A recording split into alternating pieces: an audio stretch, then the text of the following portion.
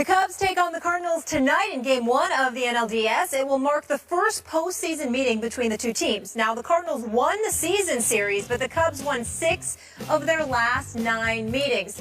Skip, we all know this. The Cubs haven't won the World Series since 1908. Is this finally their year? Molly, Stephen A., I said this on the show last week, and I'm going to repeat it. I just have a weird gut feeling this is the year the Cubs finally break through. And as Stephen A. knows, I spent some time in Chicago as the columnist of the Chicago Tribune, which meant I spent a whole lot of time at Wrigley Field. And Stephen A., I've told you before in discussions about the Cubs, I was always amazed at the negativity the fans brought to Wrigley Field. It was almost a cultural crying in your beer fandom of what can go wrong, will go wrong with our little lovable Cubbies, the lovable losers that they were. And I always thought in my years covering the Cubs that that mentality infected the psyches of the actual players on the field. They felt such negativity that even at a home opener that they might be losing in the 6th or 7th inning, somebody would hold up a sign saying, wait till next year.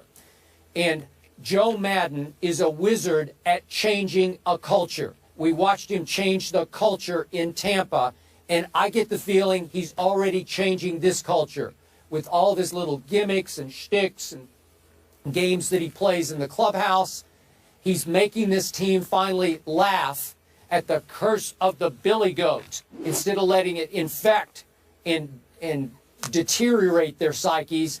All of a sudden, they've come together, and their body language says that they believe this is their year and they can break through. And when you have this year's Madison Bumgarner on the mound, Jake Arrieta, you know you have a chance every few days of dominating someone, because I'm not sure anybody certainly had a better second half of a season that Jake Arrieta just had. Now you've got a John Lester, who hasn't been just a good postseason pitcher in his past, but a great one. So your 1-2 punch is sensational, and it's going to give everybody the feeling we got a chance this time.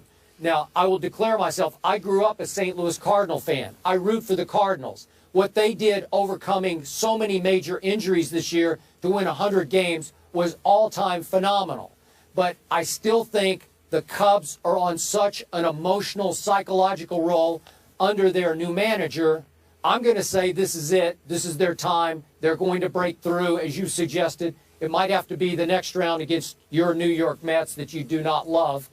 And yet, I think it's going to be their time to break all the way through. Well, I'm certainly not going to root for the Mets. I do believe, however, they would have an edge over the Cubs because they've got a deep rotation. And to me, I believe pitching wins you championships in the sport of Major League Baseball, obviously.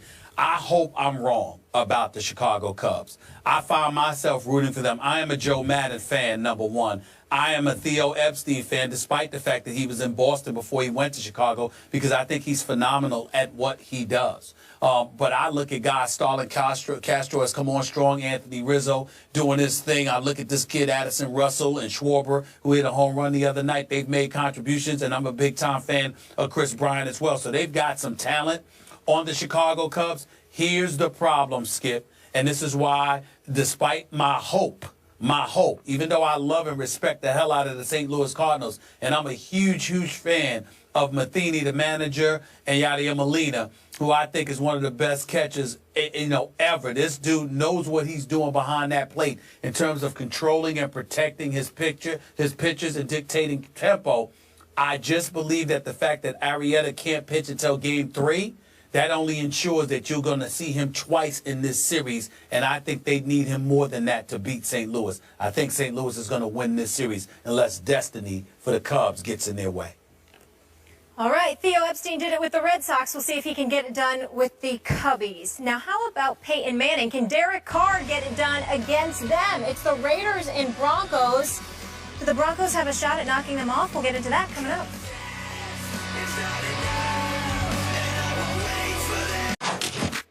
Number 18 Michigan has recorded back-to-back shutouts after blanking BYU and Maryland in its last two games. They take on number 13 Northwestern this weekend in the Big House. The two teams rank first and second overall in the FBS for lowest points per game. The two best defenses there. Skip, you love some college football. You watch everything. Are the Wolverines, Harbaugh's Wolverines, for real this year? Molly, Stephen A., you better believe they're for real. Yeah? Okay. I believe, as much respect as I have for Northwestern, what Northwestern did early this year to Stanford was just stunning and extremely impressive to me, because Stanford went to Northwestern as a 10-point favorite and lost by 10. So I respect Coach Fitzgerald and what he's done there, but they will not win this game at the Big House. Here comes Michigan. Jim Harbaugh is a force of a head coach, both in college and in pro football. Obviously, we saw what he did at Stanford and what he did for the 49ers, and now what he is already doing in his first year back at his alma mater at Michigan. This team is for real because the cupboard was not bare, left by Brady Hoke. All of a sudden, Stephen A., I'm seeing Jim Harbaugh completely change the mindset, get into the psyches of young men who already had a lot of talent. That defense is athletic and talented and now very physical and very well coached. Very underrated defense. I'm looking at, you shut out an explosive BYU 31-0. Then you went to Maryland, which can explode on a lot of other teams, and you beat them 28-0 at Maryland. Are you kidding me? So now I'm looking at, yeah, this will be a close, low-scoring game because the way Jim Harbaugh is doing it is with ball control, killing the clock, running the football with Devian Smith and a stable of very good backs, and a quarterback who's a veteran transfer from Iowa in Jake Rudock, who's, you know, he's not great, but he's not bad. He's good enough for them to be pretty good. And now we look back at that opening night, remember that at Utah?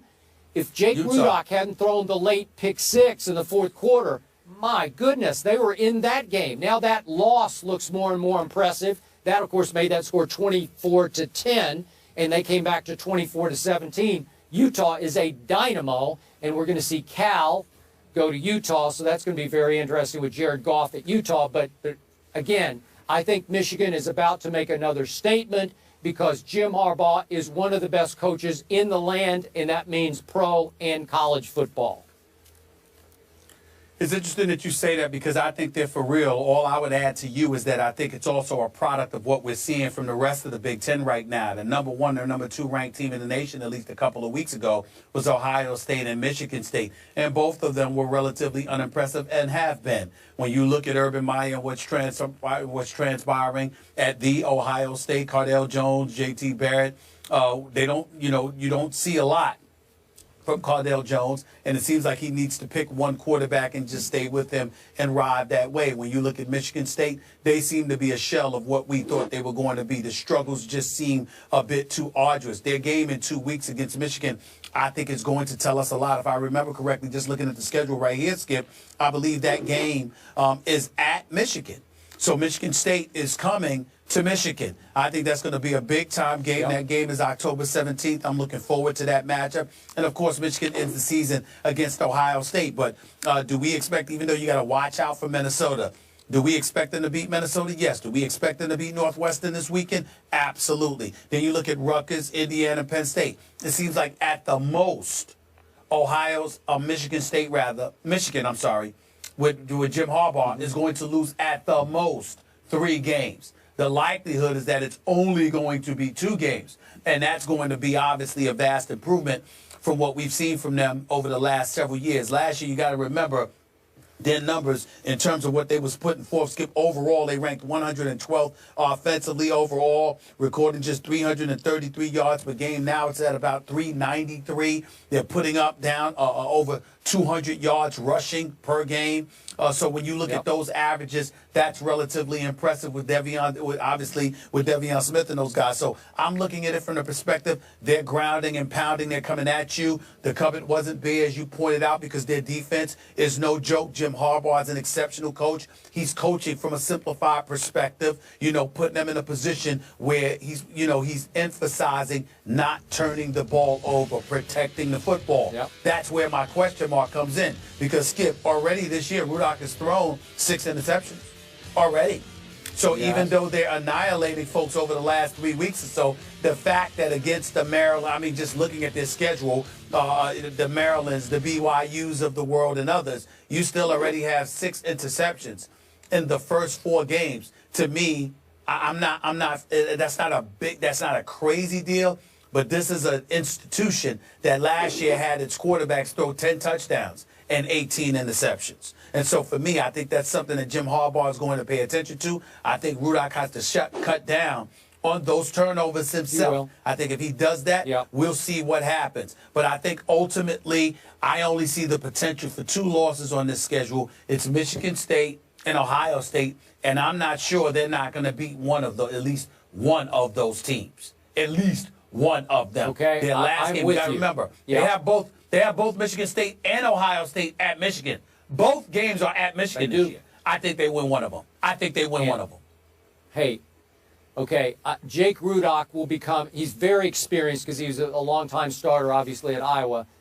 I think he will become more and more of a low-risk game manager under Harbaugh, and I think they will be effective enough on offense to beat Michigan State at home.